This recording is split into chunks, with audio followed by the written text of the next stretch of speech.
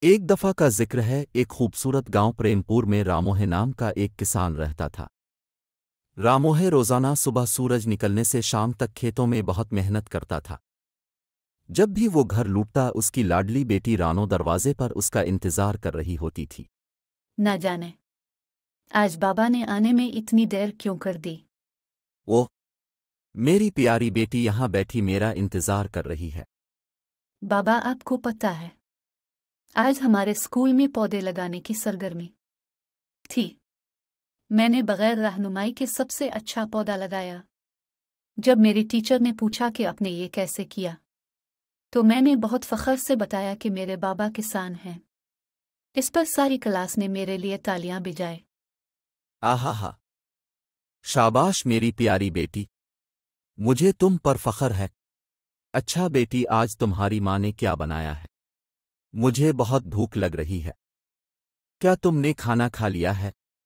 بابا، آپ کیوں بھول جاتے ہیں کہ میں آپ کے ساتھ کھانا کھاتی ہوں؟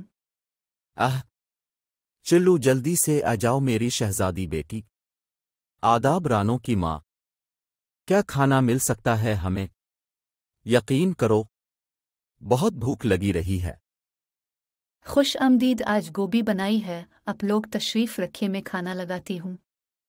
امی جان آج پھر اپنے گوبھی بنا دی، میں بالکل نہیں کھاؤں گی۔ ارے بیٹا، گوبھی تو آپ کے بابا کے کھیتوں میں اگتی ہے، کیا آپ کو فخر نہیں ہے؟ وہی پھر تو میں ضرور کھاؤں گی۔ وہ ایک خوبصورت صبح تھی، سارے کھیت فصلوں سے لہلہا رہے تھے کہ اچانک موسلادھار بارش شروع ہو گئی جو تھمنے کا نام نہیں لے رہی تھی۔ دیکھتے ہی دیکھتے سبز لہلہاتے کھیت تباہ و برباد ہو گئے۔ جب ذرا بارش تھمی تو راموہے نے فوراً اپنے کھیتوں کا رخ کیا، مگر یہ کیا کھیتوں کی فصلیں تباہ ہو چکی تھیں۔ راموہے سر پکڑ کر رہ گیا۔ سارے گاؤں والوں کی زندگیوں کا دارومدار اپنی اگائی گئی فصلوں پر تھا۔ فصلوں کے تباہ ہونے سے گھروں میں اناج ختم ہونے کے باعث بات فاقوں تک جا پہنچی تھی۔ رانو بھی بہت اداس تھی، وہ ندی کے کنارے جا بیٹھی اور اپنے پرانے خوشحال دنوں کو یاد کرنے لگی۔ جب وہ گھر واپس آ رہی تھی تو اس نے دیکھا کہ ایک نوجوان لڑکی اس کے سامنے گر کر گڑ گڑانے لگی۔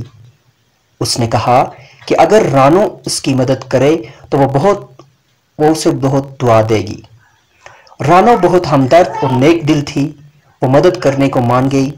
نوجوان لڑکی نے اسے بتایا کہ پانی میں اس کا تھیلا دھنس گیا ہے جس میں اس کے گھر والوں کے لیے کھانا ہے، اسے تھیلا نکالنے میں مدد چاہیے۔